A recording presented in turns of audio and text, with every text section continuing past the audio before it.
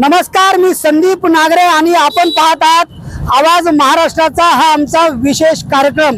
मी सध्या हिंगोली विधानसभा क्षेत्रामध्ये आहे आणि माझ्यासोबत हिंगोलीतील सर्व हे नागरिक आहेत जे सर्वसामान्य नागरिक त्यांच्या अडीअडचणी व प्रश्न सांगणार आहेत। राज्यामध्ये येत्या काही महिन्यांमध्ये विधानसभा निवडणुकीचं बिगुल वाजणार आहे आणि यासाठी सर्वच राजकीय पक्षांचे नेते व मतदार देखील कामाला लागलेले आहेत। माझ्यासोबत या ठिकाणी तरुण आहेत, ज्येष्ठ नागरिक आहेत, महिला आहेत आणि आपण त्यांना विचारूया राजकीय नेते जे प्रस्थापित आहेत ते हिंगोलीकरांच्या सर्वसामान्य प्रश्नांची उत्तरे देऊ शकलेले आहेत का, त्यांच्या समस्या सोडू शकलेल्या आहेत?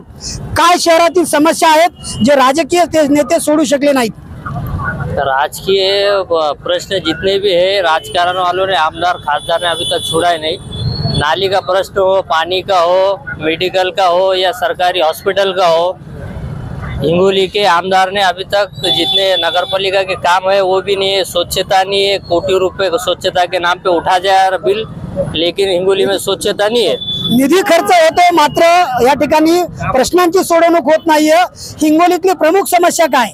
हिंगोलीमध्ये या ठिकाणी आपण पाहतो की मोठ्या प्रमाणामध्ये हळदीचं उत्पादन होतं, परंतु या ठिकाणी कुठल्याही प्रकारचे प्रक्रिया उद्योग नसल्यामुळे त्या ठिकाणी शेतकरी हळद विकतोय, काबाड कष्ट करतोय, हळद विकतोय आणि तीच हळद पावडरच्या माध्यमातून विकत घेतोय। या ठिकाणी लोकप्रतिनिधींनी थोडंसं लक्ष दिलं पाहिजे आणि हे जे काही एवढ्या मोठ्या प्रमाणामध्ये भारतामध्ये प्रसिद्ध असलेली हळद आपल्या इथं पिकते त्याचे प्रक्रिया उद्योग जास्तीत जास्त हिंगोली शहरामध्ये, हिंगोली जिल्ह्यामध्ये चालू झाले पाहिजे।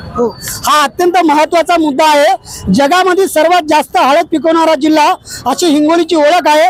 मात्र जो शेतकरी हळद विक्री करतो तीच हळद भाजीमध्ये वापरण्यासाठी पुन्हा तो खरेदी करतो आणि त्यामुळे हळदीवरचे प्रक्रिया करणारे उद्योग आले पाहिजेत। शहरामध्ये कुठलंही मेडिकल कॉलेज नाहीये, मोठे कॉलेज नाहीयेत आणि शिक्षणासाठी नांदेडला जावं लागतंय। हिंगोली के अंदर 2019 के अंदर मेडिकल कॉलेज जो तो गवर्नमेंट ने पास किया था, लेकिन वो मेडिकल कॉलेज कुछ कारणों की वजह से रद्द कर दिया गया। उसकी सबसे बड़ी वजह ये है, पिछले बार हिंगोली के लोगों ने एक जन आंदोलन खड़ा किया था तो सरकार ने कॉलेज को जो तो परमिशन दी। उसके बाद कुछ 15-20 दिन पहले पता चला कि मेडिकल कॉलेज जो है तो रद्द हो गया। उसकी वजह ये थी कि हिंगोली के अंदर टीचर्स जो है तो आने के लिए तैयार है। उन्होंने पत्र दिया कि हमको हिंगोली के मेडिकल कॉलेज में काम करना है, लेकिन गवर्नमेंट जानबूझकर ये कॉलेज को चालू नहीं कर रही है। ये हमारी सबसे बड़ी समस्या है। हिंगोलीमध्ये अनेक सत्ताधारी लोकप्रतिनिधी आहेत, पण नागरिकांच्या प्रश्नांचे त्यांना सोडवणूक करता आलेली नाहीये। काय मागण्या आहेत हिंगोलीकरांच्या? खरं म्हणलं तर आज आमच्या हिंगोली जिल्ह्याचा दुर्दैव आहे की महाआघाडीचा सरकार असून तिन्ही मतदारसंघामध्ये सत्ता पक्षातील आमदार आहे, परंतु आमच्या हिंगोली जिल्ह्याचा एकही प्रश्न यांना मार्गी लावता आला नाही। हे सगळे लोकप्रतिनिधी स्वतःच्या इष्टबाजीमध्ये परेशान आहे, त्याच्यामध्ये व्यस्त आहे। काही जे लोकप्रतिनिधी ते घरात बसून स्वतःचा घर भरण्यामध्ये परेशान आहे। हिंगोली जिल्ह्यामध्ये जर प्रामुख्याने बघितलं तर मोठ्या प्रमाणावर मटका, जुगार, गुटखा, देशी दारू हे मोठ्या प्रमाणात खुलेआम विक्री केली जात आहे। आणि जर शिक्षणाच्या बाबतीमध्ये जर बघितलं तर हिंगोली जिल्ह्यामध्ये एकही मेडिकल कॉलेज नाही, एकही इंजिनियर कॉलेज नाही। त्यामुळे हिंगोलीतील आमचे विद्यार्थी स्टुडंट हे दुसऱ्या बाहेरगावी नांदेडला, पुण्याला, मुंबईला जाऊन शिक्षण घेत आहे। हे अशी आमची दुर्दैव आहे। आणि आता नवीन एक प्रश्न निर्माण झाला की 8 दिवसापासून हिंगोली शहरामध्ये नल नाहीये, नागरिक परेशान आहे, पियायला पाणी नाहीये, तरी या लोकप्रतिनिधींना काही जाग आलेली नाही। आणि वरून आता आमच्या कयादू नदीचा पाणी लोकप्रतिनिधी, काही सत्ताधारी पक्षातील लोक आमच्या जिल्ह्याचा हक्काचा पाणी हे नांदेडला घेऊन जात आहे, तरी आमचे लोकप्रतिनिधी मूग उघडून गप्प बसलेले आहे। आणि आपण जर बघितलं तर हिंगोली शहरामध्ये सिव्हिल हॉस्पिटलमध्ये आपण जाऊन बघा, तिथं सर्वसामान्य नागरिक जात आहे, पण ती सिव्हिल हॉस्पिटलची आजची अवस्था एकदम कचरा कुंडीसारखी झालेली आहे, तरी हे लोकप्रतिनिधी नाहीये। शैक्षणिक सुविधा नाहीयेत, आरोग्य सोयी सुविधा नाहीयेत, त्याचसोबत आता हिंगोलीचं पाणी पळवलं जात असल्याचा आरोप होतोय। कोण पळवतो हिंगोलीचं पाणी? हिंगोली जिल्ह्याचं दुर्दैव असं आपण म्हणू शकतो की धरण उशाला आणि कोरड घशाला अशी हिंगोली जिल्ह्याची अवस्था आहे।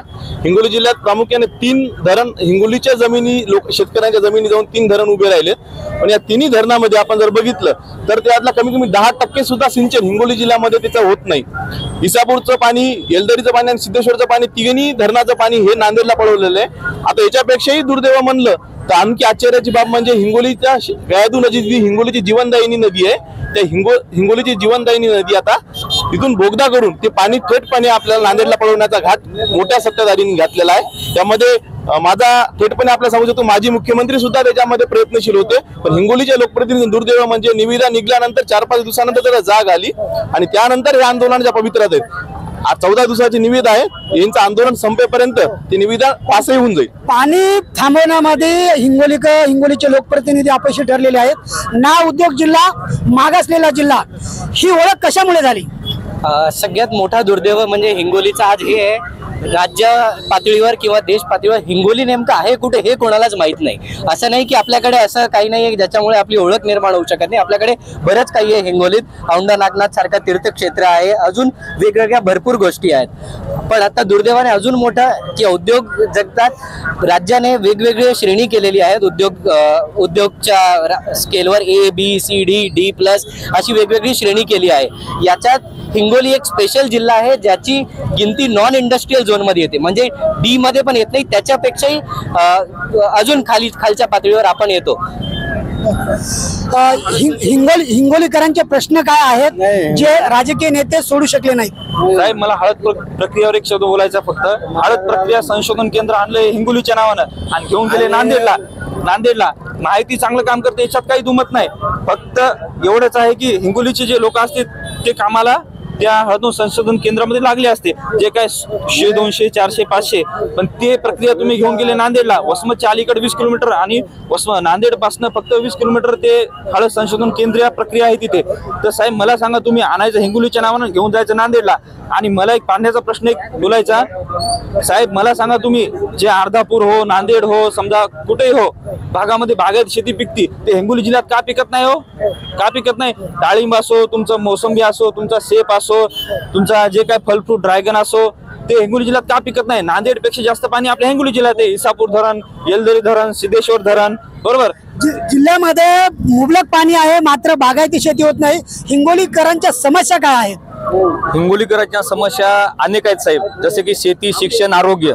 आता पहिला मुद्दा जर घ्यायचा आपल्या पोटापासून चालू करू आपण। जे आपलं हिंगोलीचं भाजी मार्केट आहे, एवढे 3 सरकारमध्ये जिल्हा लोकप्रतिनिधी आहेत, पण त्यांनी कुठल्याही प्रकारचं भाजी मार्केट कसं असायला पाहिजे की आपल्या आहाराचा प्रश्न आहे। आमचा शेतकरी तिचा राबतो आणि एक स्वच्छ भाजीपाला हिंगोलीच्या मार्केटला आणतो, पण आमचा जो ग्राहक आहे हिंगोलीचा, तो ग्राहक अगदी उकुरी डेवरला भाजीपाला घेतो। तुम्ही जर फेरफटका मारला तर डुकर सुद्धा जाणार नाही, अशा परिस्थितीत आमच्या शेतकऱ्यांचे भाजीपाला विकावा लागतो।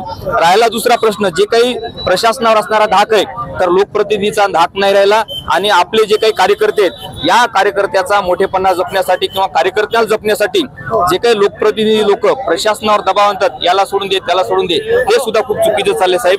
हा जो प्रश्न हिंगोली पासून चालू होतो, हा पूर्ण महाराष्ट्रापर्यंत चाललेला आहे। शहरातील समस्या सोडवण्यासाठी लोकप्रतिनिधी अपयशी ठरलेले आहेत। 10वीच्या शिक्षणानंतर थेट नांदेडला जावं लागतंय। इथलचे लोकप्रतिनिधी शिक्षणासारख्या महत्वाच्या विषयावरती मोठं काम का करू शकले नाहीत? या ठिकाणी आपण पाहू शकतो की 10वी झाल्याच्या नंतर सर्व मुलं जे आहेत, हे आमचे मुलं सर्व नांदेड, लातूर, मुंबई, पुणे या ठिकाणी जातात, कारण की इथं कुठल्याही प्रकारचे कॉलेजेस नाहीत। आपण पाहत असतो पश्चिम महाराष्ट्रामध्ये भरपूर असे लोकप्रतिनिधी आहेत की त्यांनी मोठे मोठे कॉलेजेस काढले। आता ते त्यांचा वैयक्तिक प्रश्न, परंतु तेथील मुलांना शिकायला भेटतं। आपल्या इथे MBBS कॉलेज नाही, मेडिकलचं इंजिनिअरिंगचं कॉलेज नाही, MBA करायचं त्याच्यासाठी कॉलेज नाहीये। तर हे कुठले जे काही लोकप्रतिनिधी आहेत ते शिक्षणाच्या क्षेत्रामध्ये काम करू इच्छित नाहीयेत, तर त्यांना येथील म्हणजे जे युवक आहेत त्यांना अशिक्षित ठेवायचं आहे की काय, असा प्रश्न या ठिकाणी निर्माण होतो। तर हे सगळे हिंगोलीकर होते आणि त्यांच्या या समस्या होत्या। राज्यामध्ये विधानसभा निवडणुका होणार आहेत, मात्र या विधानसभा निवडणुकीमध्ये बाजी मारायची असेल तर प्रत्येक उमेदवाराला हिंगोलीकरांच्या या समस्येला हात घालून त्यांच्या समस्या सोडवायला लागेल, तरच विधानसभा निवडणुकीमध्ये यश हे त्यांच्या पारड्यामध्ये पडेल। संदीप नागरे, साम टीव्ही न्यूज, हिंगोली। देश विदेशातील प्रत्येक घडामोडींचे लाईव्ह अपडेट मिळवण्यासाठी आता साम टीव्हीच्या सर्व सोशल मीडिया प्लॅटफॉर्मला लाईक, फॉलो आणि सबस्क्राईब करा। तसंच सर्व नोटिफिकेशनसाठी बेल आयकॉन प्रेस करायला विसरू नका।